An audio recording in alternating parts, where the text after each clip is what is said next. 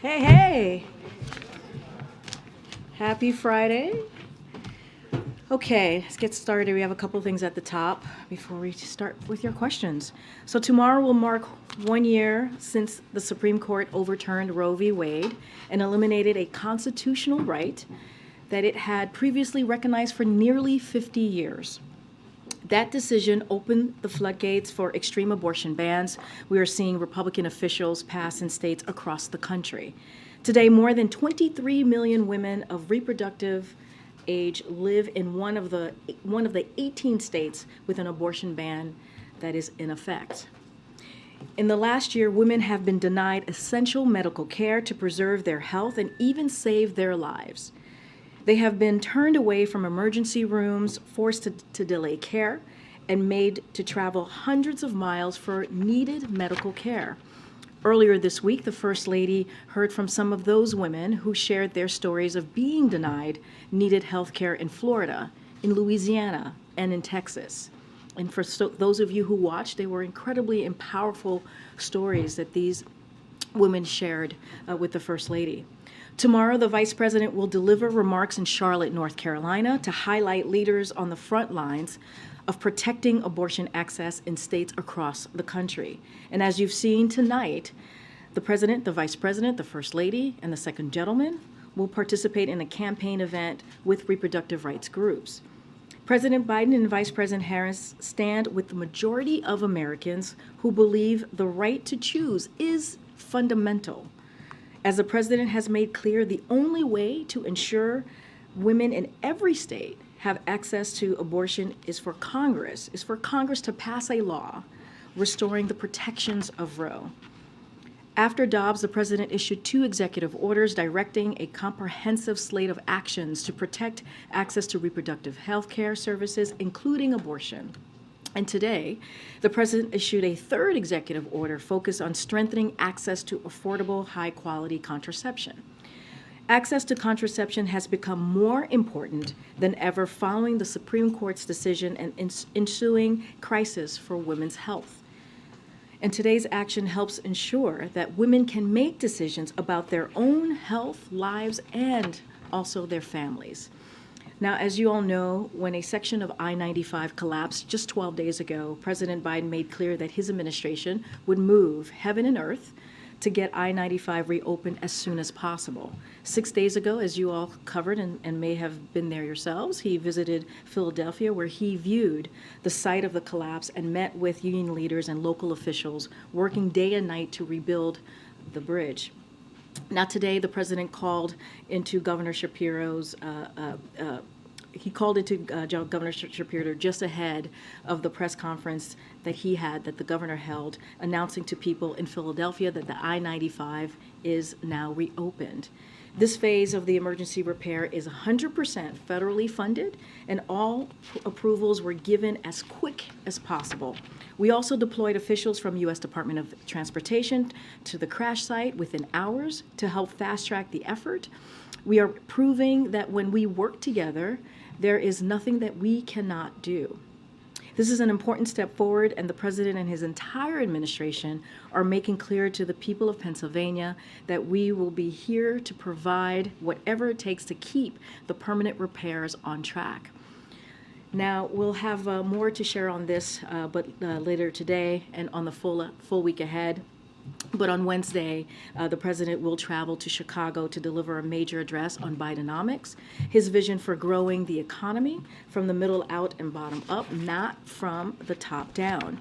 The president will highlight how, for too long, failed trickle-down economic policies had continued to be pushed by congressional Republicans, have hollowed out the middle class and sent jobs overseas. President Biden's economic plan is a break. It is a break from those failed policies. It is focused on growing the middle class and empowering workers, investing in America, and lowering costs. That plan is delivering results with more than 13 million jobs created, the strongest economic growth among any of the world's leading economies since the pandemic began, and the lowest current inflation among the world's leading economies. So we'll have more to share on his speech in the days ahead, and we'll have a week ahead later today for all of you as well. And finally, I do want to speak to something that we all watched very closely the last couple of days. Before I get started, wanted to say a few words about the submersible. Our hearts go out to the families and the loved ones of those who lost their lives on the Titan. They have been through a tragic ordeal over the past few days, and we are keeping them in our thoughts and prayers. We would also like to thank the United States Coast Guards, our Canadian, British, and French partners, and everyone who participated in the search and rescue efforts these past couple of days. This whole effort has been a testament to the skill and also the professionalism that the men and women who serve our nation continue to demonstrate, continue to show each and every day. With that, as you all know, the Admiral is here to join me at the podium to speak to any questions that you may have after the Prime Minister's visit yesterday and any other foreign policy matters that you all may have questions on. Admiral, the podium is yours. Afternoon, everybody. I think, as you know, Prime Minister Modi just concluded a very successful official state visit here to the White House. This morning, the President and the Prime Minister dropped by a meeting between senior officials and CEOs of American and Indian companies gathered to discuss innovation, investment, and manufacturing in a variety of technology sectors, including artificial intelligence, semiconductors, and space. And I think you received a list of all the attendees earlier today. Now, over the course of this visit, President and Prime Minister Modi reaffirmed that the partnership between the United States and India is deeper and more expansive than it's ever been. And when we think about the future, not only of this relationship, but of the critical emerging technology, countering climate change, global health, energy security, food security, there's just simply no partner that's going to be more consequential to helping solve those problems than India, and that's exactly what President Biden made clear during this visit. And as you all saw yesterday, or hopefully you saw, pretty robust set of deliverables on all of those fronts. Very, very specific, very tangible deliverables that we're looking forward to carrying future with India. And then, as both leaders reaffirmed, our countries are choosing to work together to truly work closely and cooperatively towards a more prosperous, secure, and healthy future, not only for the Indo-Pacific, but for the world. I'll take questions. Thanks, John. A couple questions. You mentioned, we saw yesterday the President and the Prime Minister held a one-on-one in the East Room instead of the usual two-and-two. Can you speak a little bit to the conversations, the negotiations that went on in advance of that? It's obviously unusual for the Indian Prime Minister to have a press conference, but for it not to be at the U.S. standard of two, why did the President, why did the White House not push for it to be two questions to each leader? Yeah, I'm not going to get into the sausage making on this. I mean, we had good discussions with the Indians as we were preparing for this visit. We felt it was important for President Biden, certainly for both leaders, to be able to talk to you guys, read out their discussions, and take some questions. And we're glad that Prime Minister Modi and his team felt the same way. And then secondly, Jake's travels this weekend, particularly his meetings with the BRICS minus Russia and China officials from Brazil, India, and South Africa.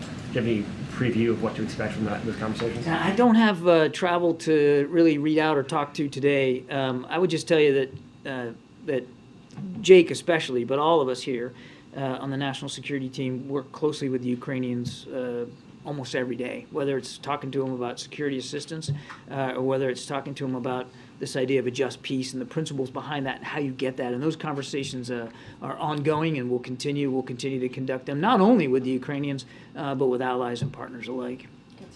Hey, John, China's complaining that the president's description of Xi as a dictator is a provocation. Could you walk us through the president's thinking on this comment? Well, the president, I think, walked you through that himself yesterday, Steve.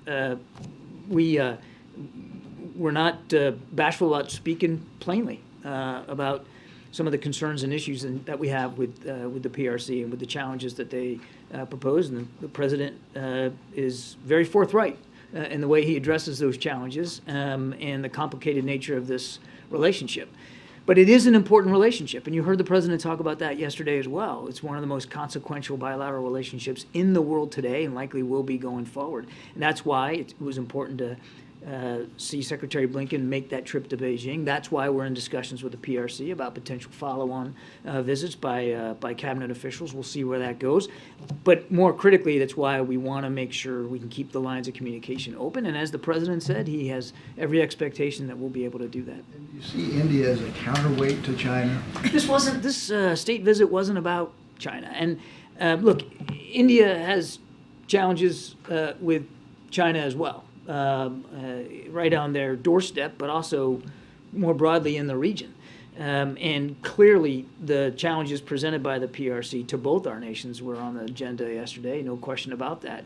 But this wasn't about leveraging India to be some sort of counterweight. India is a sovereign, independent state. They have their own foreign policy that they have to manage, and they live in a tough neighborhood. They are becoming an increasing exporter of security, which we welcome, and you could see a lot of that, our desire to improve the defense cooperation on hand yesterday in some of the deliverables, whether it's co-production of jet engines, whether it's their purchase of MQ-9 drones. There's a lot we can do in the security front together, and that's really what we're focused on. Thank you. So, John, just to follow up, you're saying that the U.S. does not view India as having any role in its overall competition against China.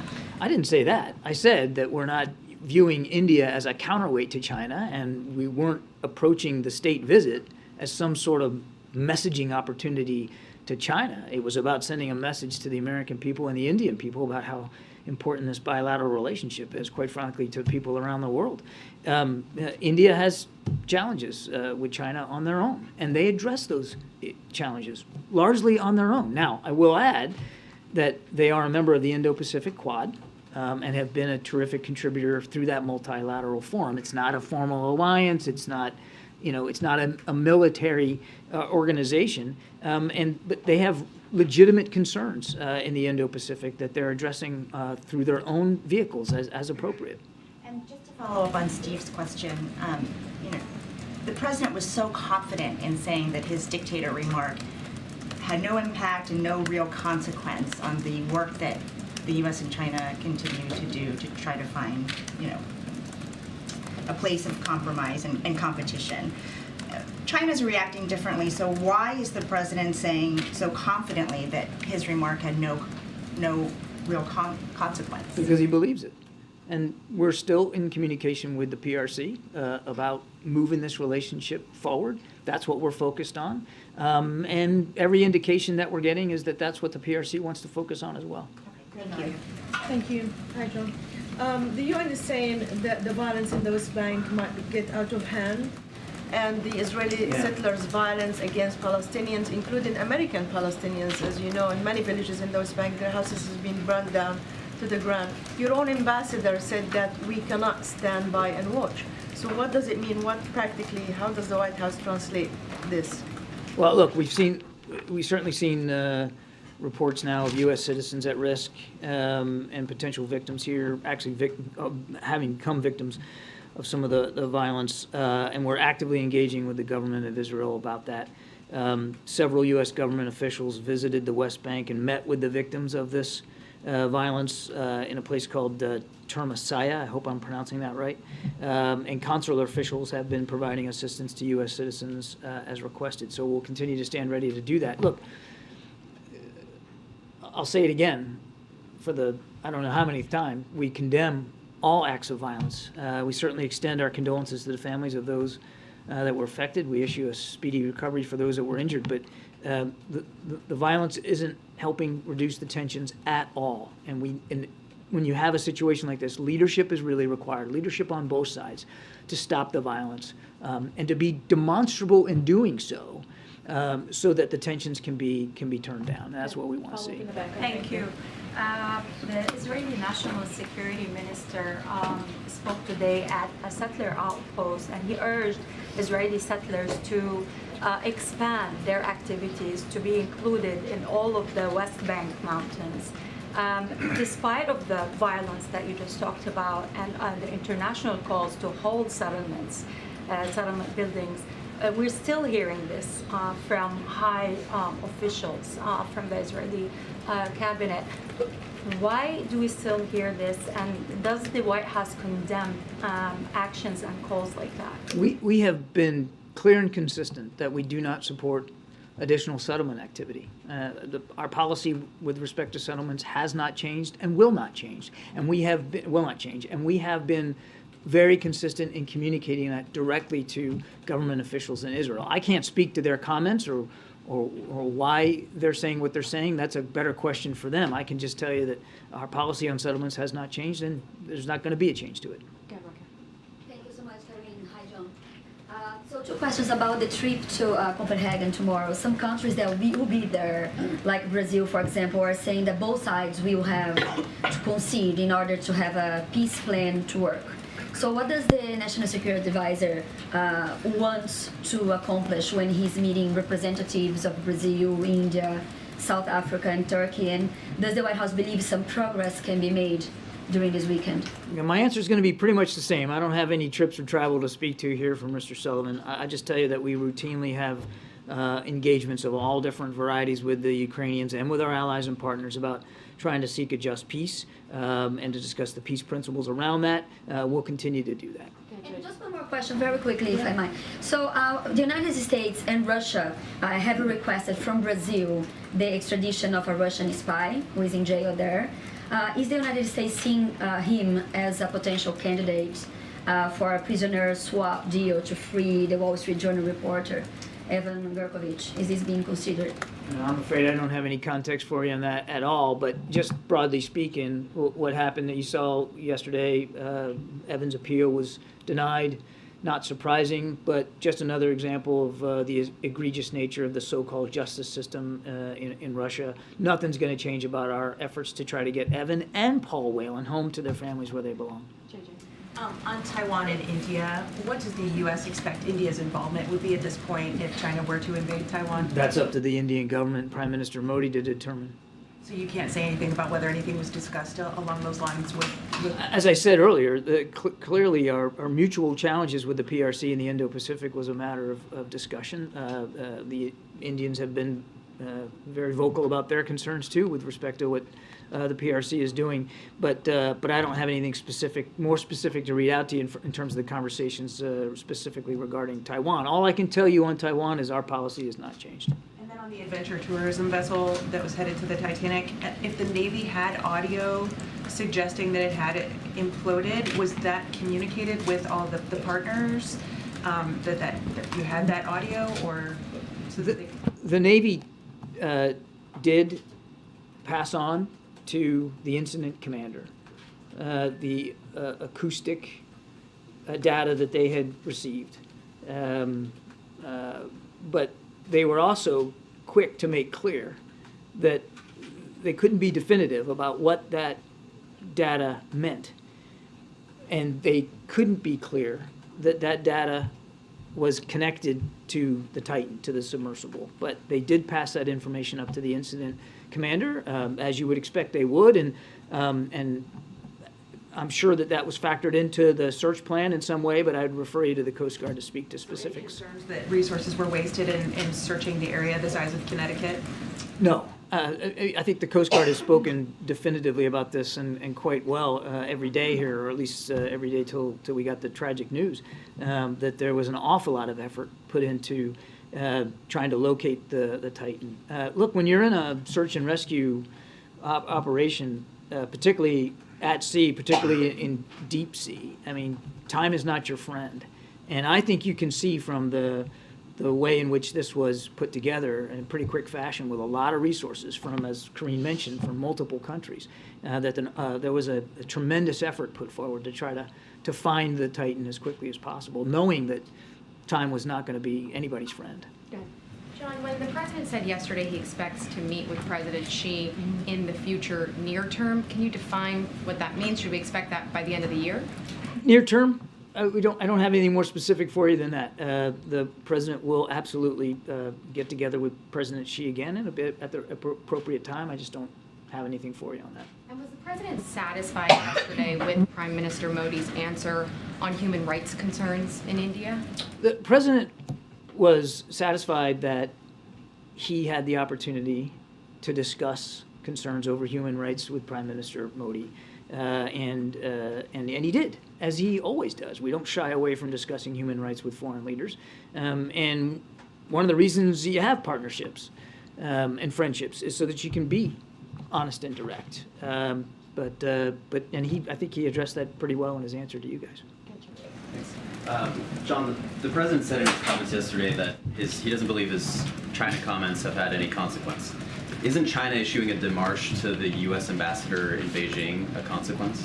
If démarches issued by nations against other nations were some sort of bellwether for whether a relationship was collapsing or in any danger, my goodness, Jeremy, a démarche is a démarche that happened all the time. I'm not going to get into the specifics. I'm not going to get into the specifics of this one. The president's firm that this relationship matters. It's important. We need to move it forward, and he's absolutely confident that we'll be able to. Let me ask you this. Other than the démarche, have you seen any other consequences? No. In the relationship? No. Nothing. And then secondly, the president in his comments at that fundraiser, he also revealed a U.S. intelligence assessment that she was not aware of the spy balloon flying over the U.S. in February. What was the strategic value of disclosing that intelligence at a fundraiser? That wasn't a disclosure. That's been in the public domain. Not on the record from any. Yeah, it has been. Yeah, it was. It was. A senior defense official had talked about it before, on the record, that was a possibility. Yeah. Thank you, Karine. Hi, John. Honestly, I'm a little confused why you're not confirming Jake Sullivan's trip to Copenhagen, but especially because it's been reported by other countries' media who is attending. But let me try this way. Can you specify the kind of request that was made by the president to Prime Minister Modi in terms of supporting or getting the support of Global South countries for Ukraine? And also on that note, did the President and the Prime Minister discuss whether President Putin will be welcome at the G20 in New Delhi? I don't have anything additional to speak to with respect to the G20 and how that's shaping up. That's really for our Indian counterparts to speak to. And I'm not going to get into any greater detail on the discussions than what the two leaders talked to you guys about from the podium. And as for Jake's travel, if and when we have some travel to talk to, then by goodness, we'll talk about it. Okay, and one more question on the Zaporizhzhia nuclear power plant. There's a little bit of confusion. I think President Zelensky is saying, or was said yesterday, that Russia is plotting a terror attack on the nuclear power plant. President Putin today is urging the International Atomic Energy Agency to ensure that Ukraine does not attack the power plant. What is the administration's understanding on this? What's your assessment? And are there anything that you're doing in particular to that issue? We're continuing to monitor it closely. We are able to monitor some radiation sensors that are around the plant, and thus far we've detected no elevated levels of radioactivity. Do you have any sense of who's going to attack, if anyone is? Look, I've seen those reports, I've seen those comments. I just don't have anything to confirm them or speak to the validity of them. The only other thing I'd say, and we've said this before too, is that I think we should all be able to agree that a nuclear power plant is not a great site for military operations one way or the other. John, just on the issue of Russian oil, does the president come out of this meeting with Modi with the belief that India may actually reduce its purchases of Russian oil, and to what extent did that come up in their conversation? India has to make its own choices about oil purchases, and we hope that we can continue to see that they purchase Russian oil at or below the price cap as they have been. And then just on NATO, the president's going to be leaving in a couple of weeks. Where do things stand in terms of, his effort to help Sweden become a member of NATO? Should we expect a call with Erdogan in the coming weeks? There's conversations ongoing between the Swedish government and President Erdogan. We have been encouraging those conversations to continue. It's important for them to do that. And as the president has said, he's confident that the two nations will be able to come to an accord and will be able to welcome Sweden as the 32nd ally in NATO. I couldn't begin right now to give you like a time frame of what that's going to look like, when and under what circumstances. But the fact that they're still talking is a good thing. And again, the president remains optimistic. Thanks, Karine.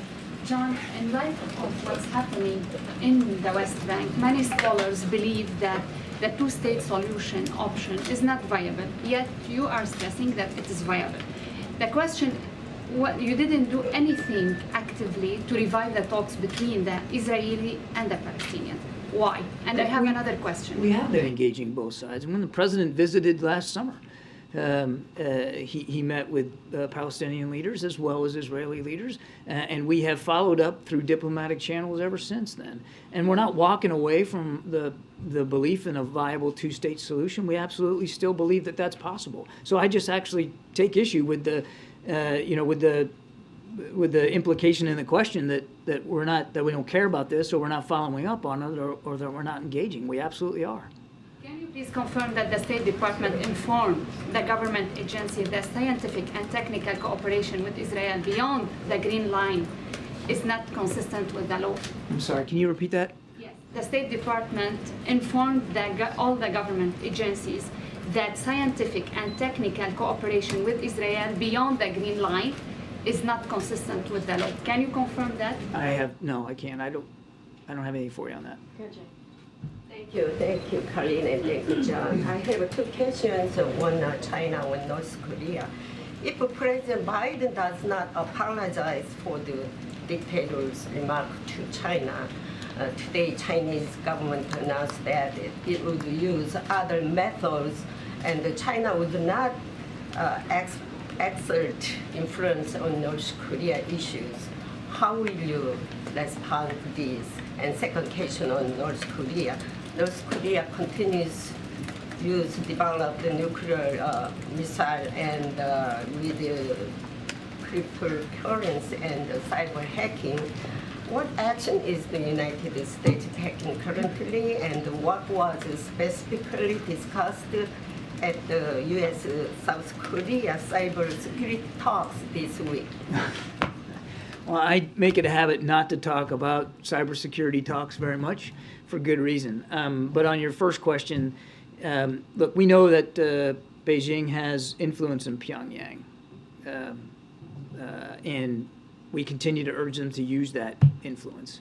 We continue to urge them to actually implement the UN sanctions that have long been in place on North Korea's program, and we continue to urge China to take a broader, longer view here of the challenges that are presented by North Korea's burgeoning program, both their ballistic missile program and their nuclear ambitions. Do you think the president will going to apologize, as mentioned? The president was very clear yesterday that he'll continue to speak forthrightly and bluntly about the challenges that we face with the PRC. He will also continue to speak bluntly and forthrightly about the opportunities that are still resident in that relationship and trying to move that relationship forward.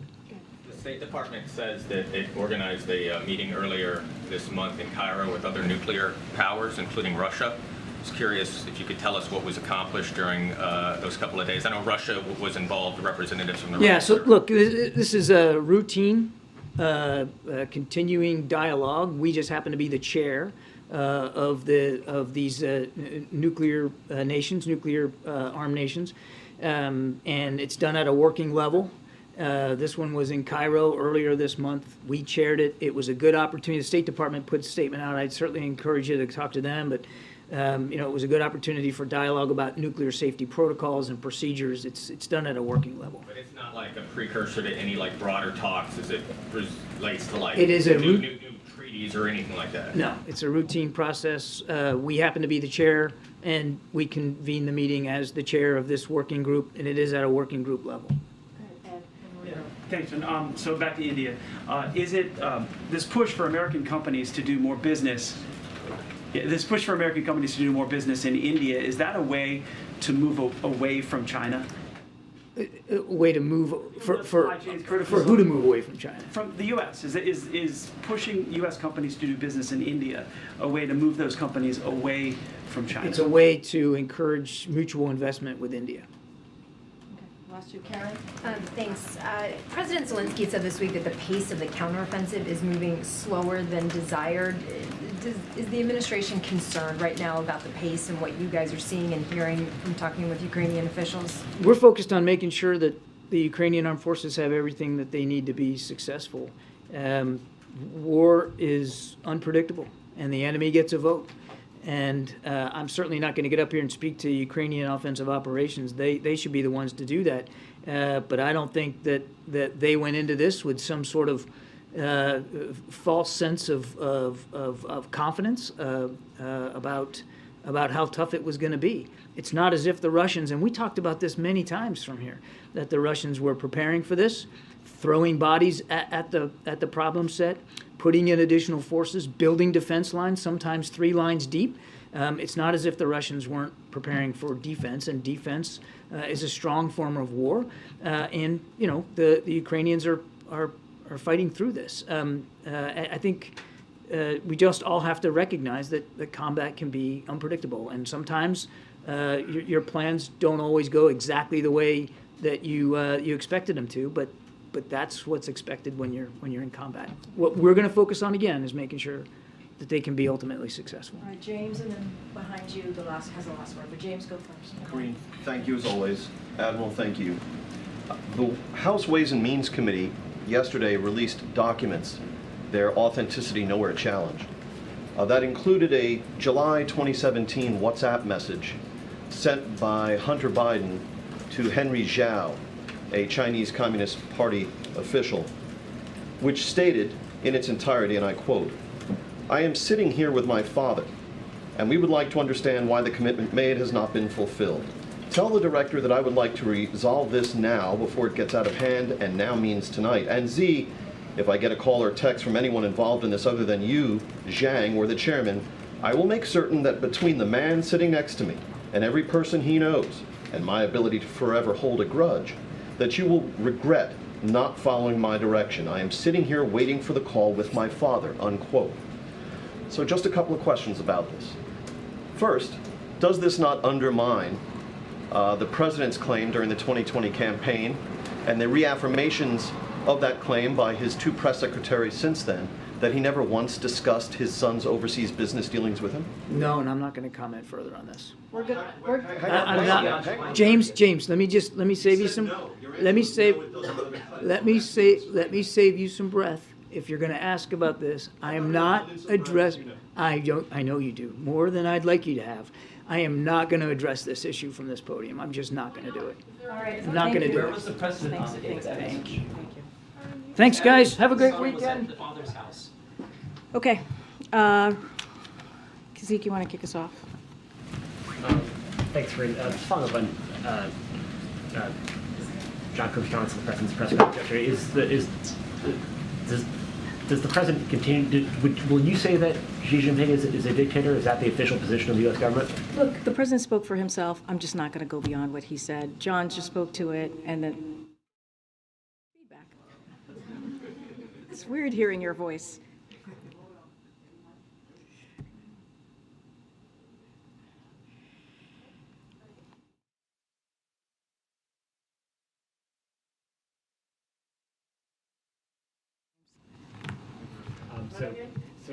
Is it good? We're good to go? No.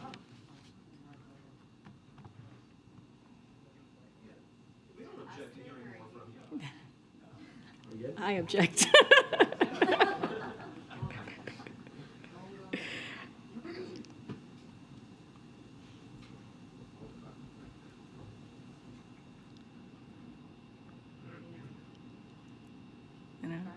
Hello?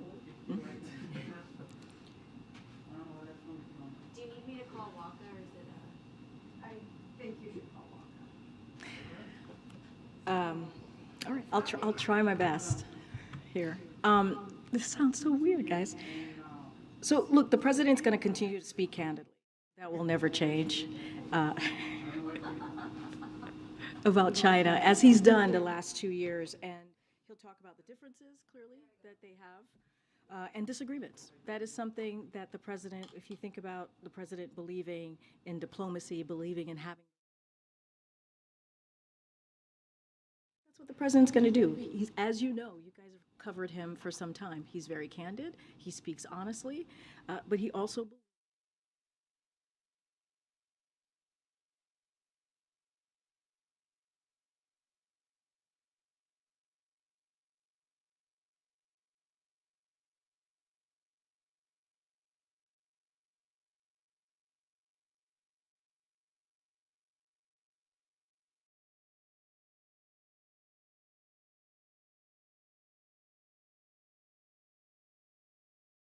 MAGA, despite the Office of Special Counsel's opinion on the matter, your office has continued to put out a paper using that phrase. You, in the past, have brushed off all questions about any political concern, saying this administration follows the law. So why, in this case, are you going with your own interpretation of the law rather than the independent office? Oh, I wouldn't say it's our own interpretation of the law. I would strongly disagree with that statement. What I'll say more broadly, and there's a couple of points that I want to make here. So, look, the White House counsel's office is reviewing, as I mentioned last week, OSC's opinion and having a routine dialogue with them. That's what we're doing. That's what we said last week, and that's what's going to continue. It is an ongoing process, and we believe from here, from the podium, from this administration, it's our duty to be transparent with the American people. That's what you see from us, and it's not on the agenda, right, on the president's policies, on the president's values, and about the agenda. That's what we want to be transparent about. And look, just a couple of facts here. OSC has said that they view terms like Tea Party as acceptable. And this is a similar phrase, right?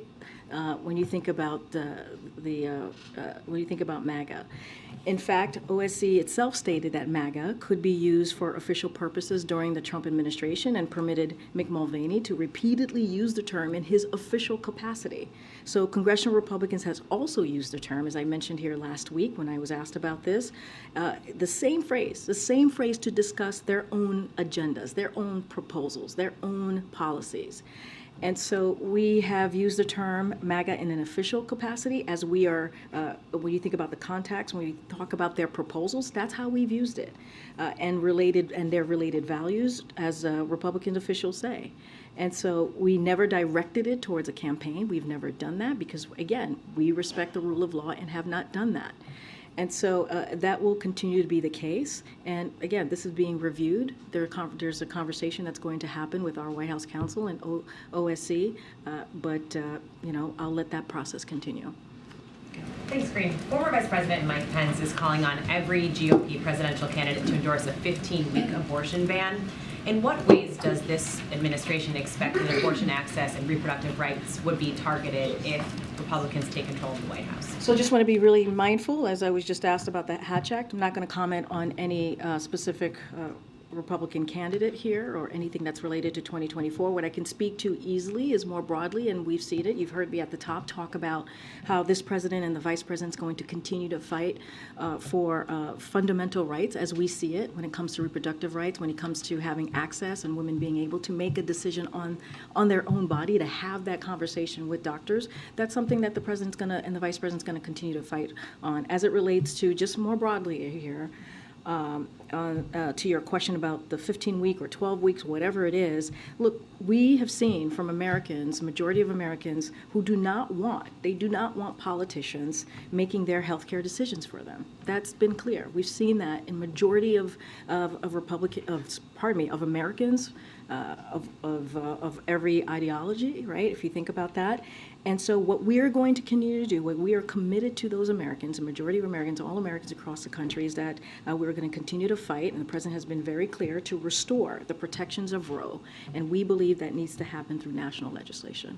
How worried is the White House that Republicans in Congress or state legislatures will target contraception next? Look, I mean, it is a concern, right? In this state house, just this session alone, right, in 2023, we have seen more than 300 bills attacking reproductive rights, reproductive health care, right, including contraception, either eliminating it or limiting it. And that's a problem. And that's why we've continued to speak to this. We think about the executive order, the third one that this president signed today, to find ways for agencies to find ways to really protect contraception for women. And so the president's going to take action. You're going to hear from both the president and the vice president later today. The vice president's going to be in North Carolina tomorrow. You saw the first lady having really impactful, powerful conversations with women and what they've had to deal with. We have seen stories that many of you have written about when you take away that access, that type of healthcare access for women. It's hurt women.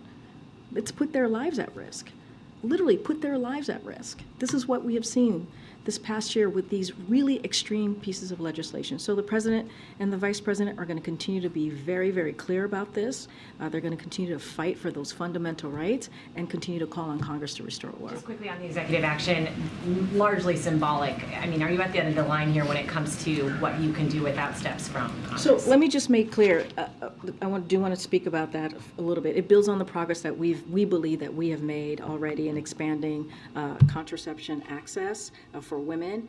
If you think about the Affordable Care Act, it helped millions of women save billions of dollars on birth control that they need and want. And so we understand that there are gaps still as it relates to that. And so that's what this executive order does today. It does a couple of things. It safeguards access. It's strengthening access to affordable, high-quality contraception and family planning services. It increases contraception options. It lowers out-of-pocket costs. It maximizes contraception through access through the following ways: insurance coverage for those covered under the Affordable Care Act, as I just mentioned, Medicaid, Medicare, federal-funded health care programs, including community health centers, and also Title X clinics, and the Indian Health Service, public education targeted at employees, college students, veterans, and service members. So we don't believe this is symbolic. We believe that this is another step to really deal with this gap that we're seeing across the country, and to do everything that we can to continue to fight for fundamental rights. Would the White House like to see an investigation into what happened with this submersible? Look, I can't speak to that from here. I will leave it to others, the United States Coast Guards and others, to speak to it. I'm just not going to comment on that from here. The speech you mentioned in Chicago, will the president offer some new proposals, or just his policies repackaged? So I think what you'll see from the president next week, and we'll certainly have more and certainly lay out a little bit more as we get closer to Wednesday. Look, I think it's important. This is a continuation, if you will, of the kickoff of the Invest in America, right? This is the second tour. We've heard us say that we're about to kick off the second tour. And so the president wanted to lay out what he's going to do, the detail, his economic vision in this country. He wants to speak directly to the American people to do so. As you all have stated to me, some Americans don't quite know all the full impact of the president's economic policy. So this is an opportunity for the president to go to Illinois and do just that. And it's going to be centered on working people, I can say that, and growing the middle class, as we've talked about many times before. And it is going to be, this is, a cornerstone of his speech. And so I think it's important. He thinks it's important for the American people to hear directly from him as he talks about his economic vision, as he talks about how he sees the next several months and the next several years when it relates to how he wants to continue to grow the economy without making sure no one is left behind. And that's what you're going to hear from him. Of course, he's going to lift up the successes that we have seen the last 2 years. You've heard me say this at the beginning of the briefing, with the 13 million jobs created, unemployment at a record low, making sure that we're bringing back manufacturing jobs, 800,000 manufacturing jobs created. If you think about inflation, it's the lowest that we have seen since it went down by more than 50% in the past, since 11 months, in the past 12 months, and that matters. And we think that matters. So he's going to talk directly to the American people to make that very, very clear, and what we've been trying to do and what we will continue to do as it relates to lowering costs and dealing with an economy that works for all. Go ahead.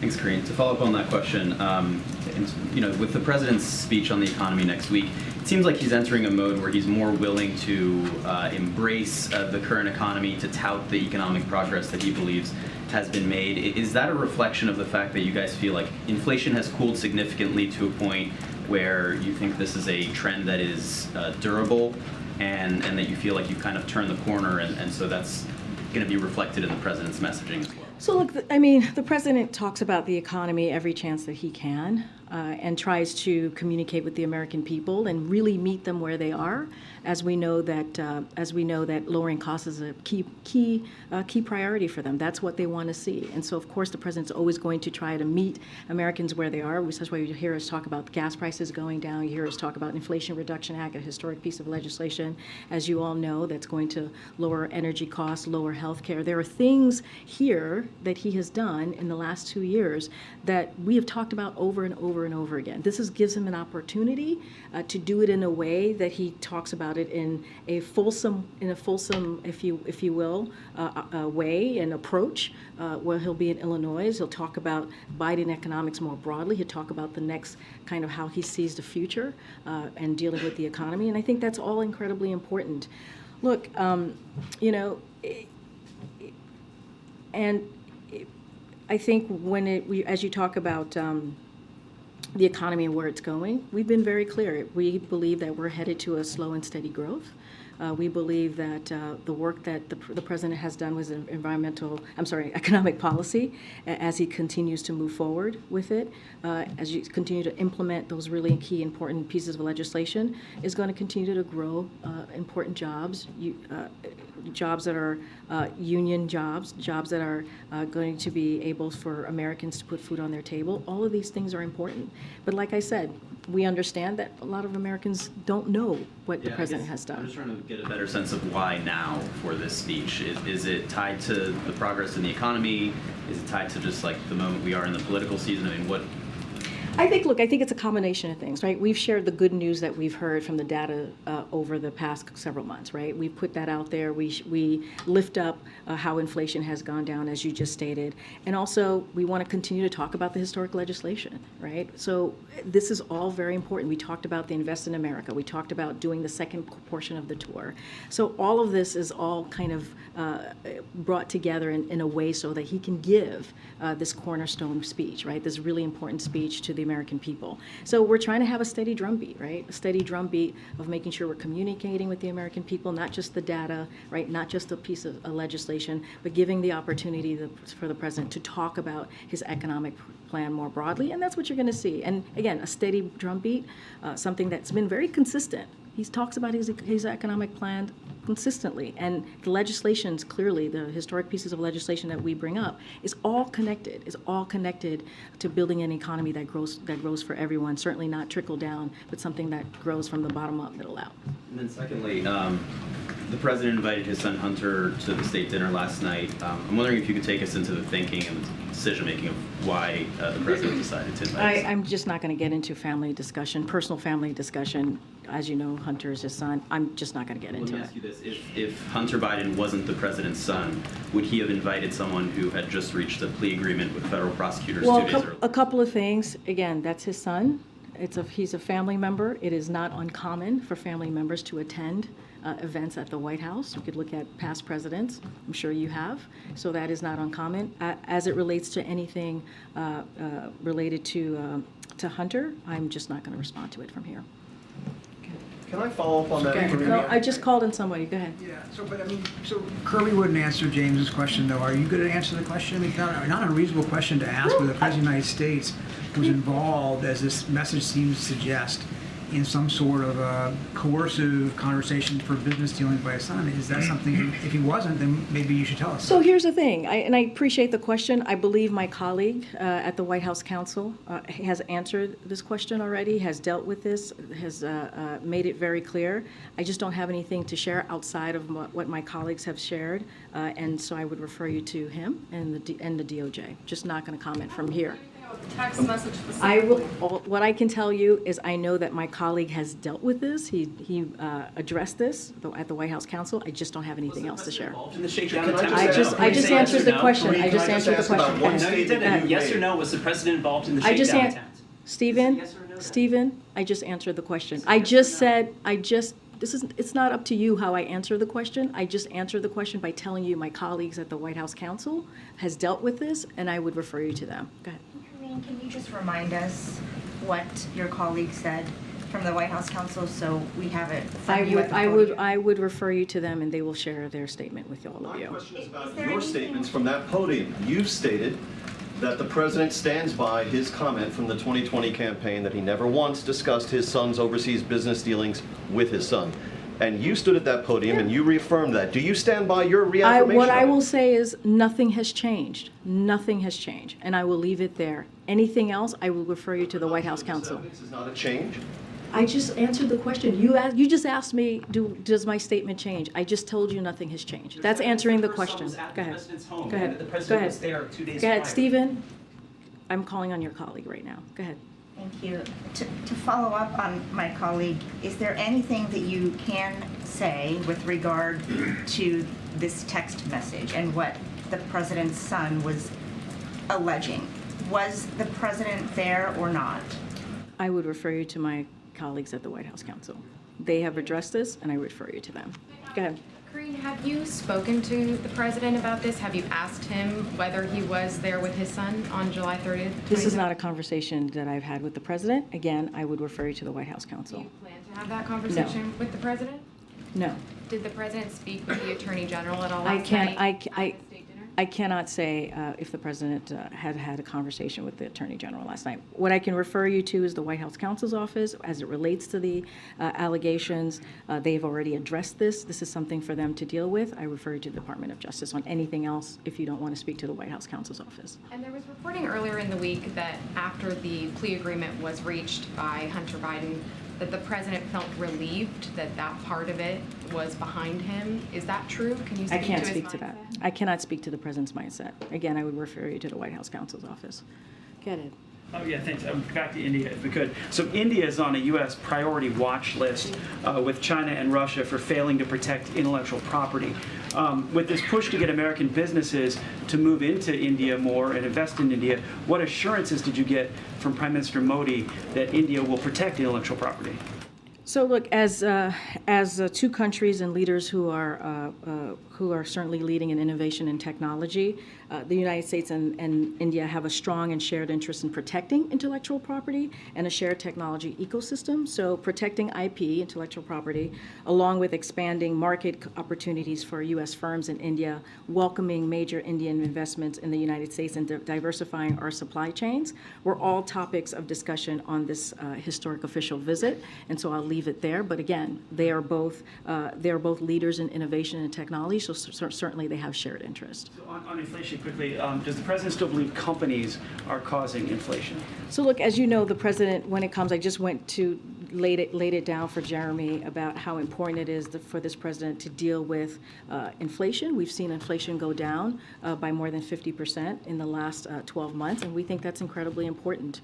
And so the way that we're going to continue to do the work of making sure that we lower, whether it's lowering costs for Americans at the pump, and so. But to your question, and other things, right, whether it's healthcare or energy costs. But during the pandemic, as you know, we saw profit margins increase to historic high levels, and we expect that as profit margins fall to more historically normal levels, inflation should moderate further as well. And so the president said this in his Wall Street op-ed, and I'll quote him: as supply chains continue to unsnarl, company profits margins fall from historically high levels, and rents continue to moderate, inflation should decline further, creating more breathing room for working families. So did the president confront the CEOs here today about that? I'm not going to get into private conversations that the president has had, but I just laid out how we see the future as it relates to profit margins, and I'll just leave it there. I'll take one more question. Go ahead, sir. Hey, Karine, thanks so much. I wanted to ask you if there is video of the president signing this executive order today, because we were wondering. I believe there was digital content taken from the president signing this order, and so we'll probably be releasing that. I don't have anything else from that. Thank you. Okay, great. Thanks, everybody. The Attorney General committed perjury by testifying to Congress.